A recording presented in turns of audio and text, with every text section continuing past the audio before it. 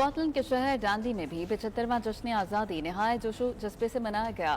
خوبصورت تقریب میں ڈانڈی سٹی لارڈ پروٹسٹ اور Pakistan consul general Scotland کے ساتھ ساتھ سینکڑوں پاکستانیوں نے ملی جوش و جذبے کے ساتھ شرکت کی۔ تفصیلات جانتے ہیں کیسر حبیب کی اس رپورٹ میں۔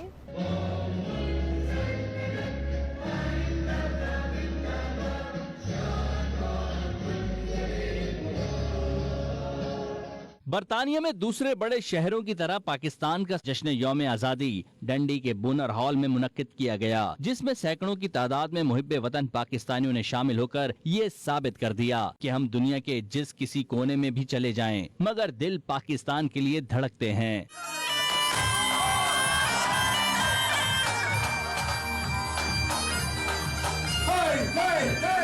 پروگرام کا باقاعدہ آغاز علامہ عبد المنان نے تلاوت قرآن پاک سے کیا۔ علامہ عدیل قاسمی نے نعت رسول مقبول صلی اللہ علیہ وسلم پیش کی۔ سارہ مجید نے وطن پاکستان کی تاریخی پس منظر، پاکستان کی انفرادیت اور جذبہ حب الوطنی پر انگلش میں بیان کیا اور ملی نغمہ پیش کر کے شرکا سے تالیوں کی صورت میں داد وصول کی۔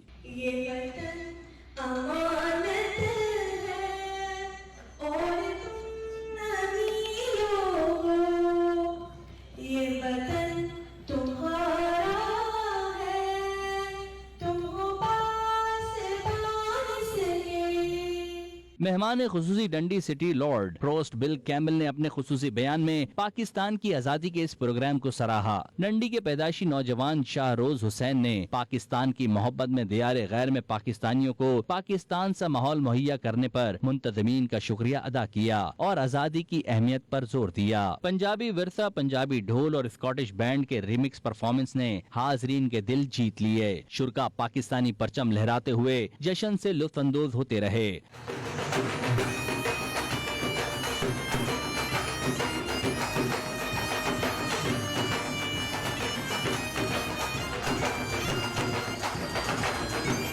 پاکستان کونسل اسکاٹ لینڈ سید زاہد رضا نے اپنے خطاب میں بیرون ملک مقیم پاکستانیوں کی اپنے وطن عزیز کے لیے خدمات کو سراہا اور ڈنڈی کے پاکستانیوں کی بہت بڑی تعداد کو ایک چھت تلے اکٹھا دیکھ کر خراج تحسین پیش کیا۔ لارڈ پوسٹ اور پاکستان کونسل نے 75ویں یوم آزادی پاکستان کا کیک کاٹا اور فضا پاکستان زندہ باد کے نعروں سے گونجتی رہی۔ پروگرام میں برطانیہ کے معروف قوال نے ملی نغمے اور دیگر کلام پیش کر کے سما باندھ دیا۔